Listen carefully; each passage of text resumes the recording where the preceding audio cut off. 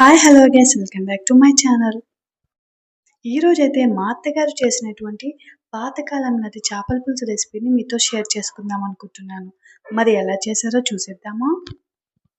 చేపల పులుసు కేజీన్నర ముక్కలు సుమారు, పసుపు, ఒక స్పూన్ ఉప్పు సరిపడినంత తీసుకొని, చాలకపోతే తర్వాత అయినా వేసుకోవచ్చు, కొంచెం తక్కువ తీసుకోవాలి ఉప్పు అని.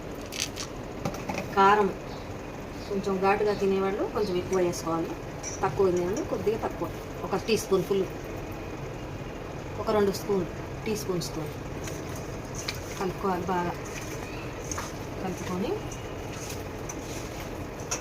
బాగా కలిసేటట్టుగా కలుపుకొని కొంచెం నూనె, ఒక 2 స్పూన్లు నూనె కూడా వేసి బాగా కలుపుకోవాలి.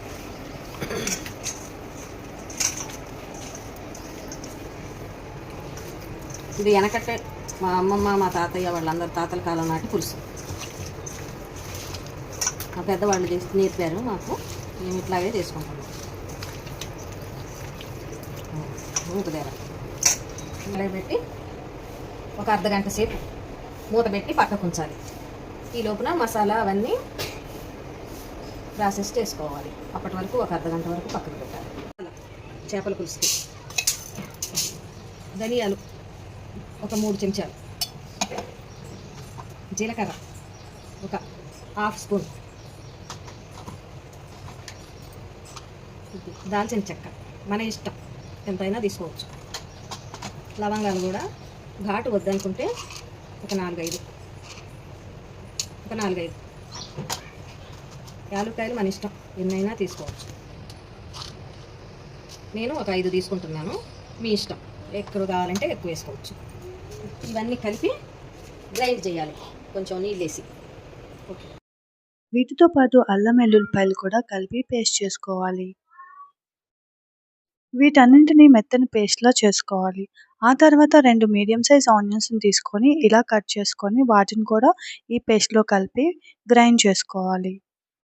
ఇప్పుడు ఒక బాండీ తీసుకొని ముందుగా మ్యారినేట్ చేసుకున్న ఫిష్ పీసెస్ అన్నిటిని కూడా వీడియోలో చూపిస్తున్నట్లుగా ఈ బాండీలో అరేంజ్ చేసుకోవాలి. ఇలా అరేంజ్ చేసుకున్న తర్వాత ముందుగా నానబెట్టి పెట్టుకున్న చింతపండు గుజ్జునైతే ఇందులో యాడ్ చేసుకోవాలి. ఇలా యాడ్ చేసేసిన తర్వాత ఇప్పుడు ఈ మిశ్రమాన్ని స్టవ్ ఆన్ చేసుకొని 10 to 15 minutes boil అవ్వనివ్వాలి. 10 to 15 minutes తర్వాత ఇదే విధంగా గరిటె పెట్టకుండా కలుపుకోవాలి. ఆ తర్వాత ముందుగా ప్రిపేర్ చేసి పెట్టుకున్న మసాలాను అయితే ఇందులో యాడ్ చేసుకోవాలి. ఈ చేపల పులుసు టేస్ట్ అంతా కూడా ఈ మసాలాలోనే ఉంటుంది.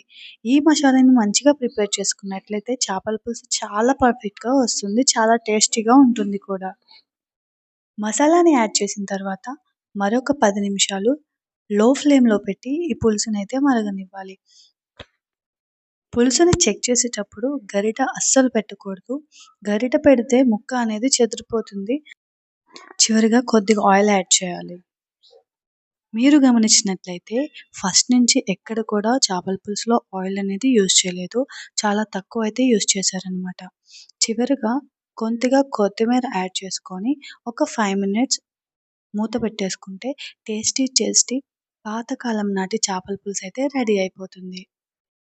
ఈ స్టైల్ చేపల పులుసుని మీరు ఒక్కసారి ట్రై చేసినట్లయితే మళ్ళీ మీరు చాలా ఈజీగా చేసుకోవచ్చు. చూసారు కదా, టేస్టీ మా అత్తగారు చేసినటువంటి పాతకాలం నాటి చేపల పులుసు.